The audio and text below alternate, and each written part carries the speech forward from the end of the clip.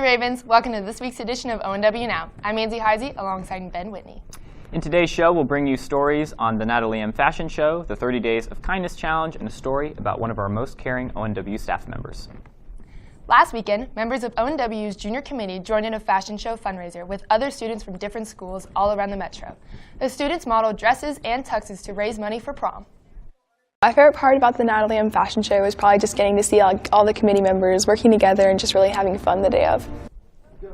A group of students here at ONW wanted to make a positive impact on the school. Their team is challenging all students and staff to be extra kind for 30 days. Griffin Gamble, a freshman, explains the difference they want to see throughout Northwest. O'Reilly asked me to come and talk to her, and she told me a bunch of things about how the school isn't like being as positive as it should. And when she kind of expressed those things to me, I could tell that Riley and a couple of other students to talk about something to get it started, and we kind of just bounced ideas off of each other. Well, I think this is kind of like a rough draft being it's the very beginning, but it should build through the school. I hope that to see that it catches on, but I think the most important is people from different grades helping each other out, because the juniors and seniors are role models for the freshmen and sometimes sophomores. So I think the most important act of kindness is seeing upperclassmen help the newer kids, whether it be 8th graders coming into high school or like freshmen right now. One of ONW's favorite staff members got special recognition this week. Let's take it to Grace Jerzak, Addison Smith, and Sarah Miguel. What was my reaction? Utter shock. I had absolutely no idea that it was coming. ONW's famous Debbie Evers won the Classified Employee Excellence Recognition Award on January the 13th. Miss Evers greets everyone with a smile and positive attitude, which makes her the perfect candidate for this award. When you say or do something and someone looks across and you can see that it made them happy and that the smile, that's the best reward of all. This award is given to employees who show outstanding service and excellence in their job performance. Ms. Evers doesn't just show outstanding service, but keeps a positive outlook every day. You know what? Each day that I wake up and that I'm able to get up and that the sun is coming up, it's a good day. For Grace Jerzak, Addison Smith, and Sarah Miguel, the best lady right here. After this quick timeout, we'll send it to Jake Hurl and Haley McCormick for Game Day Northwest.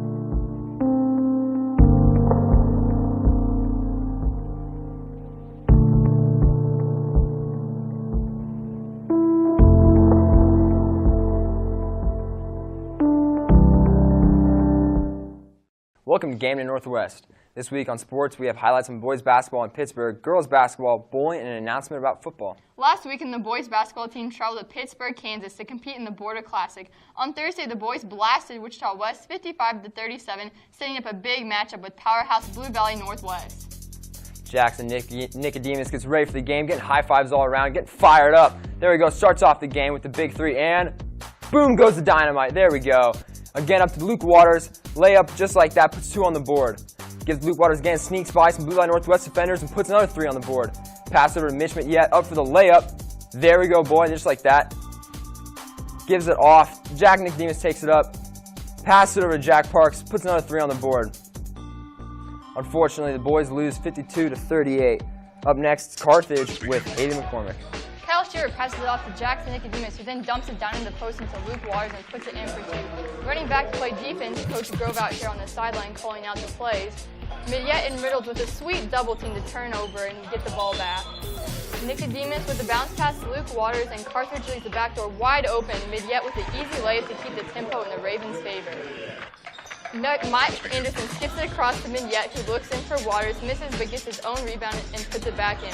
Waters going off, leading the team with 26 points as ONW wins big, 59-26, taking home third place in the Border Classic. Last Thursday, girls basketball faced off against St. Teresa's Academy in a competitive game, winning 69-55. The girls are actually on an 8-game win streak and are looking to increase to 9 tonight in Newton, Kansas. Good luck to our now number 4 in 6A ranked team. On Tuesday, the bowling team was at AMF College Lanes for a Sunflower League meet with Shawnee Mission West, Shawnee Mission East, and Olathe South. Jared Coker had the highest series for the Ravens, leading the boys to a team win. On the girls' side, Malia Smotherman had the highest series of the day, winning the meet. The Ravens bowl again on Friday at Mission Bowl at a Baker meet. Good luck. Any and all football players interested in playing football next fall need to go to a mandatory meeting in the Ravens Nest on Tuesday, January 30th during Raven 50 Lunch A. If you can't attend, you need a great excuse and to see Mr. Krug to get the information. That's it for game day. Now back to the desk. As populations in Johnson County grow, the Olathe School District is attempting to keep up with the pace. Even after the opening of Olathe West, there is much more on the horizon. Sydney Weeks has more information on the opening of the new middle school in Olathe. We're here at the construction site of Summit Trail, a new middle school opening up just south of ONW. This is the first middle school to open up since Mission Trail in August of 2010, and the students that attend this middle school will at least partially feed into ONW. For ONW Now, this has been Sydney Weeks. Now let's send it back to the desk. The Repertory Theater's play this year is The Diary of Anne Frank and is directed by our own Logan Fry. The students have been rehearsing over the past few months to prepare and get ready for opening night Friday at 7 p.m.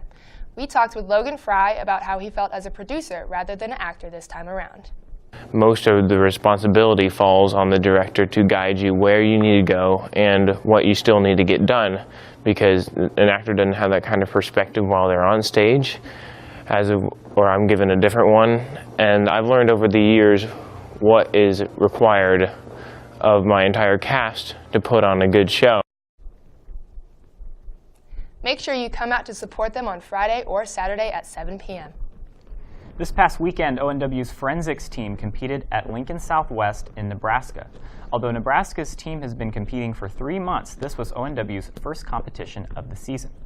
Cameron Jones placed 5th in merit finals in extemporaneous speaking. Caitlin Jones and Samantha Bard advanced to the championship rounds of dual interpretation, finishing in 6th place. Austin Shively and Evan Svetlak took 2nd in duo finals. Great job, forensics, and keep up the good work. Before we go, we just wanted to give a shout out to the ONW Scholars Bowl for a great end of season competition. The team of Maddie Beck, Carson Cracker, Colin Wilcox, Matthew Trebra, Emily Loris, and Kaya Scott placed 3rd in the Lawrence High tournament. The team's next competition is regionals next Thursday. That's all for this week's show. Make sure to follow us on Twitter at ONW_Raven Daily and on Snapchat at ONW Now. For ONW Now, this has been Ben Whitney and Ainsley Heisey. Don't forget to catch tomorrow's episode of the Raven Minute, and have a great day, Ravens.